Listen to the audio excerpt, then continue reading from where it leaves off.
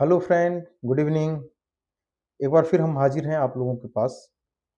आज हम बात करते हैं बहुचर्चित जो आज समाचारों में है, इनफैक्ट पूरे वर्ल्ड में। और वो है कि भाई टैरिफ डील हो गई हमारी अमेरिका के साथ। अ, अब मैं थोड़ा सा इसके बैकग्राउंड में जानना चाहूँगा। बेसिकली ये टैरिफ होता क्या है?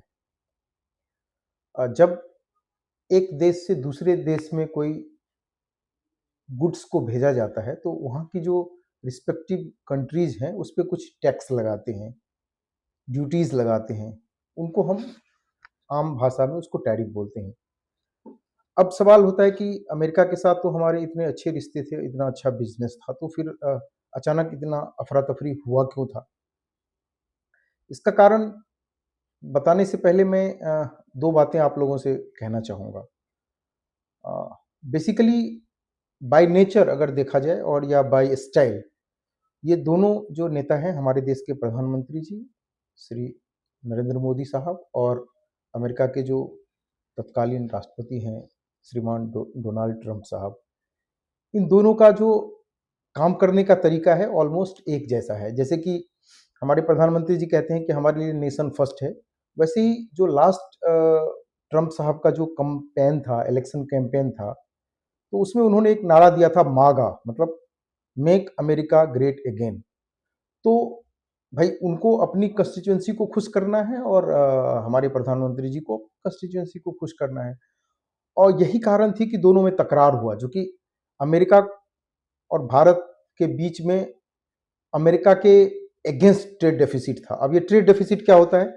बेसिकली ट्रेड डेफिसिट ये होता है कि जब हम एक कंट्री को एक्सपोर्ट कर रहे हैं, अगर उससे ज़्यादा आप इंपोर्ट कर रहे हैं तो इसको हम ट्रेड डेफिसिट करते हैं, कहते हैं। तो अमेरिका ने एक स्टैंड लिया कि भाई जिन जिन कंट्री के साथ उनका ट्रेड डेफिसिट है, उनके गुड्स को वहाँ आने पे, वहाँ आयातित होने पे, उस पे एक हैवी टैरिफ लगा दिया उन्होंने। और तब से जो यह जिद्दोजहद चल रहा था, हमारी सरकार की तरफ से काफ़ी लोगों ने प्रयास किया, बट वो हो नहीं पा रहा था।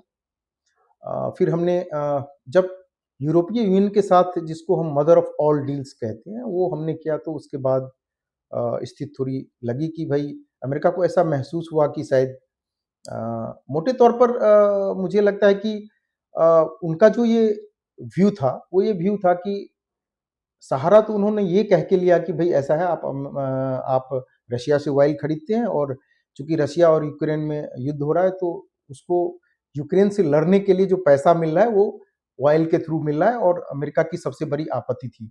लेकिन सिर्फ एक ही यही आपत्ति नहीं थी, उनको हमारे एग्री सेक्टर में एंटर करना था, हमारी डेयरी सेक्टर में एंटर करना था, और किसी न किसी तरीके से उनको अपने प्रोडक्ट्स के लिए भी, इंडियन जो कि एक बहुत बड़ा बाजार है, उसमें भी पैर पसारने का अवसर चाहिए था। तो मोटे तौर पर बात ये थी।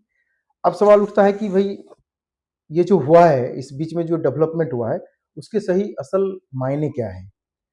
तो मैं मोटे तौर पे आपको बताना चाहूँगा कि ये जो एग्रीमेंट होने वाला है, इनफैक्ट इसके डिटेल्स तो अभी आने बाकी है।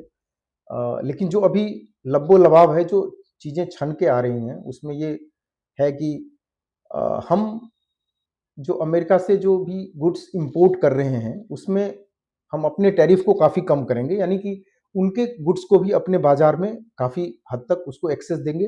कई प्रोडक्ट में हो सकता है वो ज़ीरो तक हो। यूएस क्या करेगा कि जो उन्होंने रेसिप्रोकल टैरिफ लगाया था, उसको 25% से घटा के और 18% कर देंगे। ठीक है?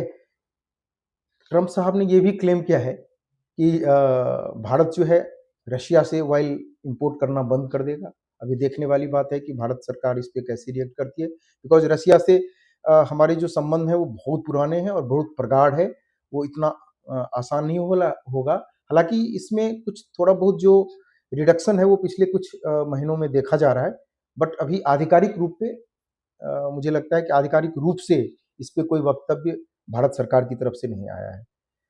और इसमें जो फर्दर है कि वो ये भी कह रहे हैं कि भारत ने ट्रम्प साहब ये बता रहे हैं कि भारत ने उनसे सहमति जताई है कि वो वेनेजुएला से ऑयल अब इंपोर्ट करेंगे। अब वेनेजुएला से ऑलमोस्ट ये मतलब हो गया कि अमेरिका से, बिकॉज़ अभी वेनेजुएला का जो भी ऑयल भंडार है, जो तेल भंडार है, वो सब उनके कंट्रोल में है। ट्रम्प साहब ने ये भी कहा है कि इंडिया ने हमें कमिट किया है कि 500 बिलियन यूएस डॉलर का जो मूल्य का जो सामान है वो भारत आयात करेगा। उसमें एनर्जी का भी हो सकता है, एग्रीकल्चर का भी हो सकता है, कोल का भी हो सकता है और हाई टेक्नोलॉजी का भी हो सकता है। लेकिन अब आप समझिए कितना बड़ा अमाउंट है, 500 बिलियन डॉलर। 1 बिलियन का मतलब होता है 100 करोड़। इसका मतलब 500 इंटू 100 करोड़ यूएस डॉलर। तो आप ये समझ सकते हैं कितनी बड़ी अ, बात हो रही है।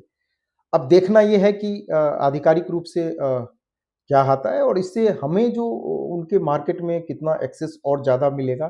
तो मेरे ख्याल से अभी हमें थोड़ा-सा धैर्य बना के रखना है संयम से और एसेस करने की ज़रूरत है। इस पे मतलब जस्ट जंप करना कि भाई इतना बड़ा फ़ायदा हो गया या इतना बड़ा नुकसान हो गया। अगर इस तरह की बात कोई कर रहा है तो मुझे लगता है कि ये अ, प्रीमेच्योर है और मुझे लगता है कि अभी थोड़ा-सा और इंतज़ार करना चाहिए क्योंकि समय के साथ सब चीज़ें क्लियर होगी और तब समझ में आएगा एक्चुअल में कि हम हैं कहाँ इस डील में। Thank you so much.